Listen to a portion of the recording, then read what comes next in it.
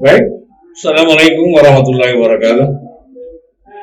Nonton setia Rumah Hijau Rakyat, selamat pagi menjelang siang. Bersama saya Saripudin HS.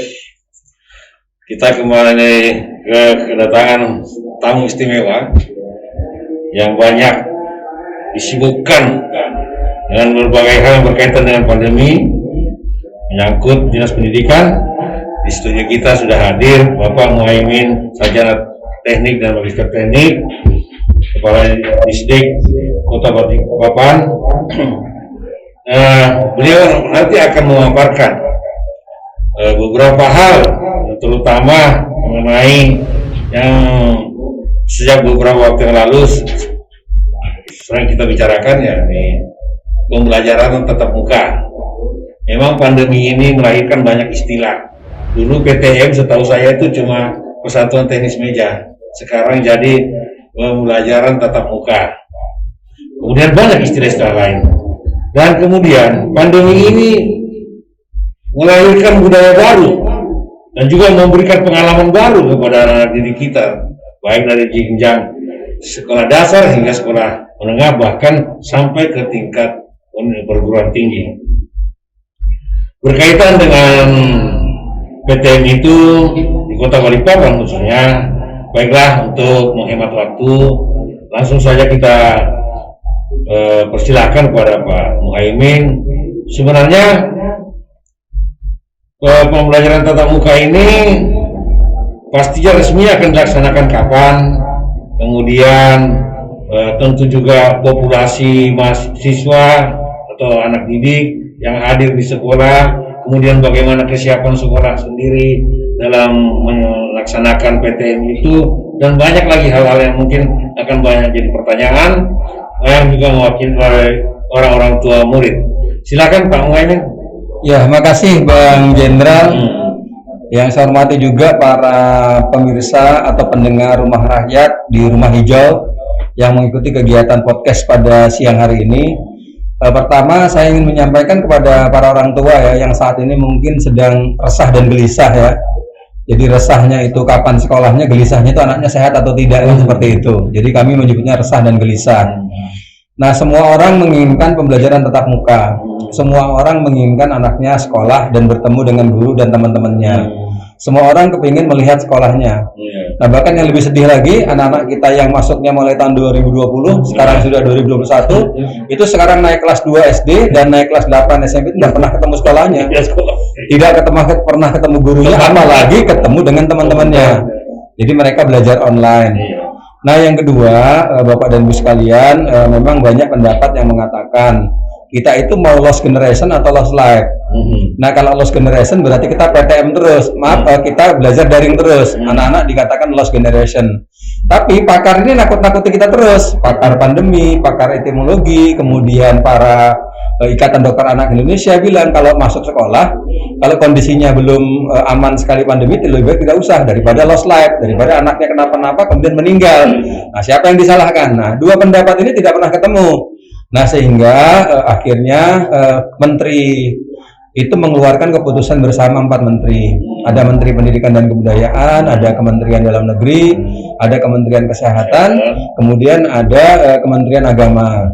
Kapan tatap muka? Ternyata boleh. Jadi sehubungan dengan adanya status PPKM di seluruh daerah, mulai level 1, level 2, level 3, dan level 4, maka diputuskan oleh SKB itu bahwa setiap kabupaten kota dan provinsi yang berada di level 3, level 2, atau level 1 boleh melaksanakan pembelajaran tatap muka secara terbatas.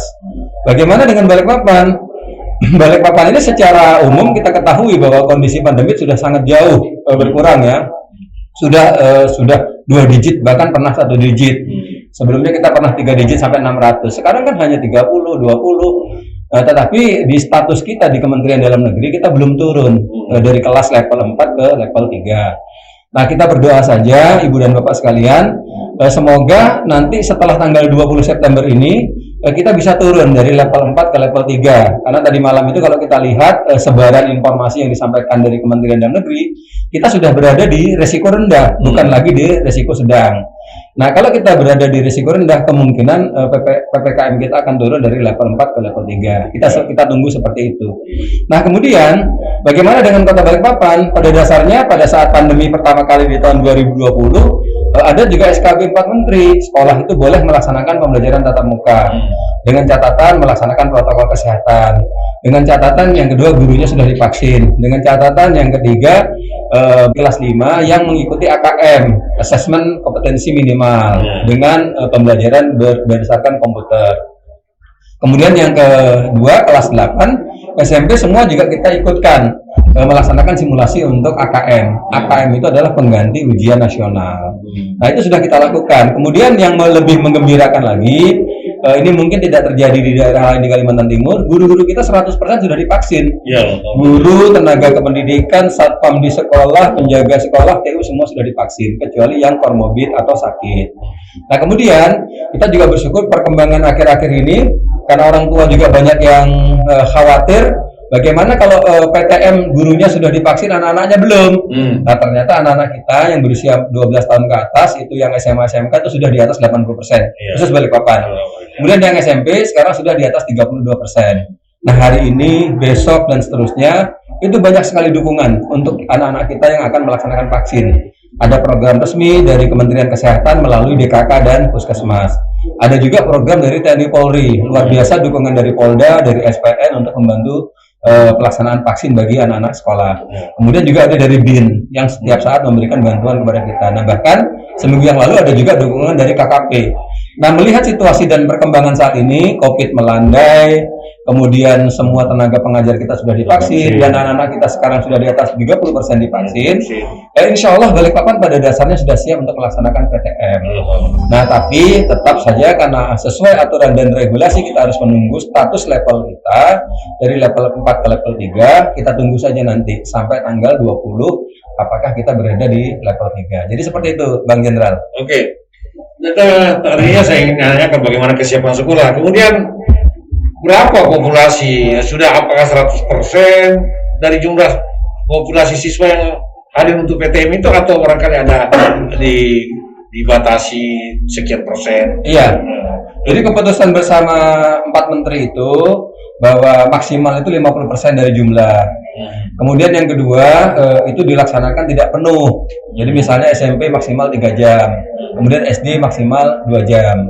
Nah, kemudian pelaksanaannya itu bisa selang-seling, bisa misalnya 1 hari PTM, 1 hari kemudian dilaksanakan secara daring.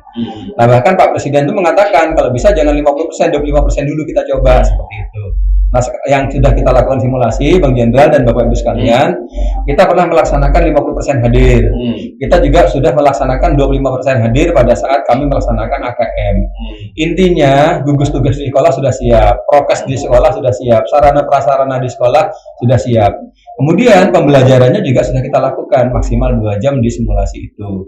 Jadi pada dasarnya kita sudah siap. Secara teknis supaya lebih jelas ini kan 50%. Iya. Ini 50% katakanlah kelompok A 50%. 50% itu bagaimana ini? Shiftnya bagaimana? Ya, gini, misalnya di kelas SMP itu kan ada kelas 7, kelas 8, kelas 9. Jadi di hari Senin dan hari Selasa kita yang masuk itu hanya di kelas 7. Nah, hanya 50%. Kan kelasnya kan ada kelas 8 dan kelas 9. Tapi semua ruangan itu diisi, maksimal hanya 50%. Sisanya mereka belajar daring di rumah. Oh gitu? Ya, jadi besoknya lagi misalnya hari Rabu dan Kamis itu diisi oleh kelas 8. Jadi jelaskan apa? Jadi 50% ada yang PTM. Betul, namanya blended learning. Nah, jadi kombinasi antara pembelajaran tatap muka dan pembelajaran daring. Kenapa itu dilakukan? Karena begini, keputusan apakah anaknya itu mau PTM atau tidak tetap diserahkan kepada orang tua. Jadi kalau orang tuanya setuju anaknya ikut PTM, maka dilaksanakan PTM, membuat surat pernyataan. Kemudian kalau orang tuanya masih ragu, takut kalau ada apa-apa, misalnya belum vaksin atau situasi lingkungan belum memenuhi syarat, ya mereka boleh memilih untuk pembelajaran secara daring. Ya, jadi tidak boleh paksa. Tidak akan ada siswa yang ketinggalan pelajaran. Tidak ada siswa yang tidak ketinggalan pelajaran. Nah, kemudian di keputusan Kemendikbud itu juga sudah keluar surat edaran bahwa kurikulum di masa pandemi itu menggunakan kurikulum darurat. Jadi tidak harus tuntas. Nah, oleh sebab itu orang tua jangan usah khawatir, tidak harus tuntas itu bukan berarti tidak selesai, tapi tidak seperti dengan kurikulum utuh di kurikulum 2013. Disesuaikan dengan kondisi dan situasi. Contoh begini, misalnya pembelajaran IPA dalam satu mapel itu kan misalnya 4 kali pertemuan. Nah, karena dia di masa pandemi hanya boleh 2 kali pertemuan. Jadi seperti itu. Jadi tetap dilaksanakan, tapi yang urgent, yang penting tidak boleh lepas dari nuansa pendidikan karakter yang ada di sekolah. Nah, terus kalau itu materinya sendiri berarti tidak terserap 100%. Betul, memang tidak harus tuntas. Makanya di keputusan Kementerian Pendidikan Kebudayaan Ristek itu kurikulum di era pandemi Covid tidak tuntas, tidak harus tuntas. Tapi disesuaikan dengan situasi dan kondisi di masa pandemi. Ya pasti tidak tuntas, belajarnya saja 2 jam. Kemudian yang kedua, belajarnya kombinasi antara daring dan luring. Nah, yang ketiga juga tugas-tugas tidak boleh diberikan secara penuh. Nah, sehingga yang penting anak-anak itu tetap menyerap pelajaran. Kemudian yang kedua juga muatan pendidikan karakter tetap dimasukkan. Karena tugasnya misalnya begini, belajar IPA atau PKLH. Kalau dia boleh tidak seperti dulu. Misalnya dikasih tugas harus menyelesaikan si anak di rumah. Anda PKLH, coba belajar menanam di rumah. Misalnya menanam lombok, mulai dari nanam, kemudian disiram, dilihatkan. 1 minggu kemudian tumbuh tunas atau tidak. Nah, itu juga sudah bisa menggantikan tugas. Jadi pendidikan karakternya dapat, ilmu pengetahuannya dapat. Begitu. Oh iya. Jadi intinya ini Bang Jenderal dan Bapak Ibu sekalian, diserahkan kepada kreativitas guru, diserahkan kepada inovasi guru, kemudian inisiatif siswa.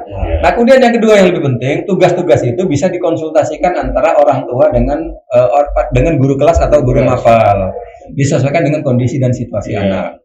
Bahkan pada saat kita daring, jam belajar pun bisa diatur.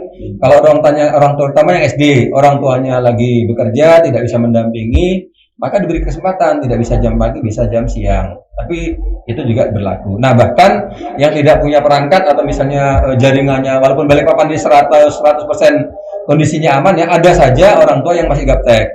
Ada saja di tempat tertentu yang memang tidak punya jaringan, sehingga kita melaksanakan home visit. Jadi guru datang ke rumah, memberikan tugas, memberikan mata pelajaran selama 1 jam. Nah, semua dilakukan dalam rangka untuk pemenuhan kebutuhan pendidikan bagi peserta didik. Ya, saya masih kembali kepada soal yang tadi yang tidak sepenuhnya, tidak 100% materi. Itu saya kira kita bisa ambil positifnya bahwa dengan sendirinya budaya baru ini, saya katakan dalam tanda budaya baru ini, cara baru ini akan mendidik siswa kita untuk lebih mandiri, belajar, berinisiatif, dan ini saya kira hal yang positif. Jadi orang tua mungkin tidak perlu khawatir bahwa nanti anakku nggak tahu apa-apa. Saya kira itu ya. Iya, coba begini, kadang-kadang orang tua ini kan ada yang menganggap bahwa nilai itu segala-galanya. Jadi misalnya dikasih tugas, anaknya pasti tidak bisa, orang tuanya dibantui. Karena pada saat pembelajaran daring itu kan anak-anak lebih banyak dengan orang tuanya daripada teman-temannya. Nah, sehingga takut kalau anaknya dapat nilai tidak bagus, kemudian orang tua yang mengisi kegiatan-kegiatan siswa putra putrinya, terutama yang di SD. Nah, itu tidak usah dilakukan karena guru udah tahu pada kondisi pandemi Covid sudah ditekankan bahwa kita itu melaksanakan kurikulum darurat. Kalau misalnya tidak selesai, bisa digantikan dengan tugas yang lain, tetap diberikan opsi. Intinya apa? Bagaimana menggali potensi siswa di masa pandemi ini tetap mempunyai inovasi dan kreatif. Begitu, Bang. Kemudian ini lebih teknis lagi yang sehari-hari. Pengajar sendiri kan dalam kondisi begini, apakah tetap dia harus menggunakan masker ketika menyampaikan materi, ketika TPTM itu berlangsung? Oh iya. Karena begini, bisa saja misalnya ucapannya kurang jelas atau apa. Atau adakah misalnya kebijakan lain? Tidak. Jadi salah satu prokesnya kalau misalnya kita melakukan PTM, seluruh tenaga pendidikan, keluarga sekolah itu menggunakan masker. Bahkan diminta untuk membawa masker cadangan. Kemudian yang kedua, anak-anak juga membawa hand sanitizer, walaupun di sekolah juga sudah disediakan hand sanitizer. Pada saat masuk itu disiapkan termogan untuk mengukur suhu peserta didik. Kalau dia di atas 38 pasti disuruh masuk ke ruang UKS. Diperiksa dulu, kemudian kalau panas diminta orang tuanya menjemput dan pulang. Nah, yang lebih penting lagi adalah kesepakatan yang ditandatangani antara guru kelas dengan orang tua.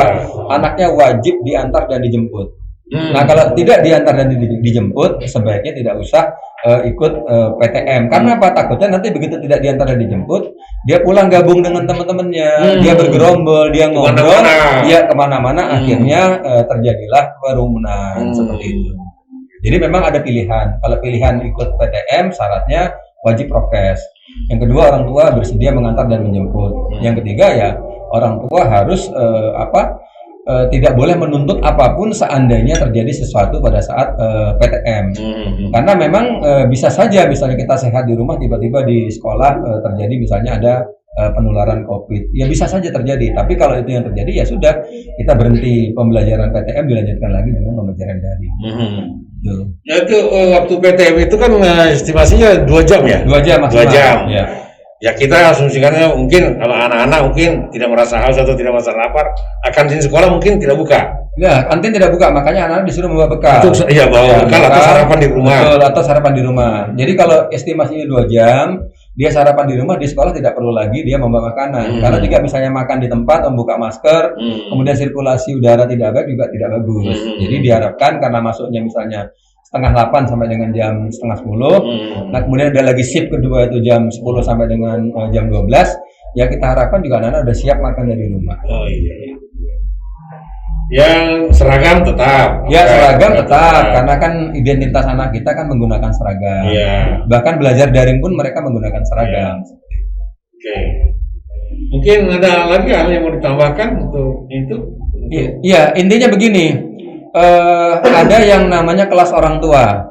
Di masa pembelajaran pandemi COVID ini, kelas orang tua itu ada grup WA orang tua dengan kepala sekolah, ada grup WA orang tua dengan guru kelas untuk SD, ada grup WA orang tua dengan wali kelas untuk kelas SMP dan guru mapel. Tujuannya adalah pertama, sekolah menginformasikan kegiatan apapun yang dilakukan di sekolah. Kemudian yang kedua, sekolah mengkoordinasikan kegiatan apa yang pantas dilaksanakan oleh peserta didik. Yang ketiga, orang tua juga menginformasikan situasi dan kondisi peserta didiknya kepada guru. Sehingga kalau dia tidak bisa ikut, disampaikan alasannya. Nah, yang lebih penting adalah bagaimana mengkompromikan tugas-tugas yang harus diselesaikan peserta didik, disesuaikan dengan kondisi dan kemampuan yang ada di rumah. Oleh sebab itu, orang tua peserta didik, gunakanlah semaksimal mungkin grup WA orang tua itu berdiskusi, menyampaikan permasalahan apapun yang ada di rumah antara orang tua dengan peserta didik. Jangan malu, kadang-kadang kan orang tua ini kan malu, anaknya misalnya tidak bisa atau misalnya anaknya tidak punya fasilitas, dia diam saja, sehingga saat terjadi pembelajaran tidak muncul. Nah, gunakanlah itu dia untuk melakukan komunikasi. Bahkan saya katakan tadi, kegiatan yang dilaksanakan home visit itu adalah muaranya adalah ada keluhan dari orang tua yang mengalami COVID. Baik. Mungkin sebelum kita akhiri pertemuan kita ini ada penekanan lagi yang himbauan-himbauan yang lebih spesifik. Himbauan saya begini. Pertama kepada para orang tua, kita berdoa semoga di tanggal 20 nanti Kementerian Dalam Negeri sudah mengeluarkan status terbaru untuk Kota Balikpapan, minimal berada di level 3, sehingga pembelajaran tatap muka bisa kita laksanakan secara terbatas 20 September ini. Kemudian yang kedua, Ibu dan Bapak sekalian, guru dan tenaga pendidik kita semuanya sudah divaksin, berarti sudah aman untuk melaksanakan pembelajaran tatap muka. Dan anak-anak kita sekarang dalam on progress pelaksanaan vaksin. Nanti sejelek-jeleknya Bapak dan Ibu, kalau misalnya orang tua masih ragu karena anaknya belum divaksin, kita akan melaksanakan PTM terbatas kepada anak yang sudah divaksin dulu. Nanti kalau sisanya baru mereka belajar secara daring. Kalau semua sudah melaksanakan vaksin, baru kita laksanakan PTM kalau memang situasi dan kondisi memungkinkan. Nah, yang ketiga, Ibu dan Pak sekalian, sekolah itu sudah punya yang namanya gugus tugas sekolah. Tahu betul apa yang dilakukan. Misalnya prokes di sekolah. Kemudian kalau terjadi hal-hal yang tidak diinginkan terhadap putra-putri Bapak Ibu, karena mereka langsung punya kontak person dengan puskesmas terdekat atau layanan kesehatan terdekat. Jadi tidak perlu khawatir. Nah, yang keempat, kalau kita melaksanakan PTM, kemudian anak putra dan ibu dalam kondisi sakit atau panas, juga disampaikan secara terbuka. Karena pada saat di sekolah akan dilakukan pengukuran suhu. Kalau anaknya kira-kira suhunya di atas 38, pasti orang tua akan dipanggil dan diminta anak-anaknya untuk kembali ke sekolah. Nah, yang terakhir, bahwa pembelajaran tatap muka atau pembelajaran daring saat ini kurikulumnya adalah kurikulum darurat, disesuaikan dengan pandemi COVID yang ada. Dan guru-guru sudah diberikan pembekalan bagaimana melaksanakan pelaksanaan di kurikulum darurat ini. Artinya tidak harus tuntas. Ibu dan Bapak tidak usah terlalu berambisi mengejar nilai. Karena yang dinilai sekarang untuk anak-anak kita bukan hanya nilai pengetahuannya, tapi juga dari penguatan pendidikan karakter. Tugas bisa digantikan dengan tugas yang lain yang dilaksanakan di rumah antara anak-anak kita dengan orang tua. Jadi semua fasilitas dibuka, silahkan Bapak dan Ibu memanfaatkan kelas orang tua, grup WA dengan kepala sekolah, grup WA dengan guru kelas untuk berdiskusi mengenai apapun yang terjadi dengan putra putrinya. Saya rasa itu, Bang Jenderal.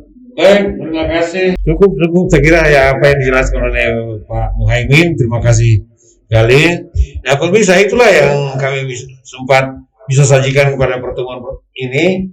Nah, mudah-mudahan semua yang disampaikan oleh Pak Muhaimin, Kadisdiknas Kota Balikpapan bisa dipahami, dan kalaupun ada hal-hal yang kurang jelas mungkin bisa ditanyakan di sekolah masing-masing. Dan intinya tentu saja pihak pendidikan nasional pun, Kadisdik pun tidak akan mengabaikan mengenai keselamatan anak-anak, itu terutama anak didik mereka. Ya, mungkin jadi semua sudah disiapkan sedemikian rupa supaya pembelajaran tatap muka ini bisa berjalan dengan aman, lancar dan terkendali. Saya kira dari saya itu saja. Terima kasih atas perhatian Anda semua. Sampai bertemu pada kesempatan lainnya. Terima kasih. Assalamualaikum warahmatullahi wabarakatuh. Waalaikumsalam.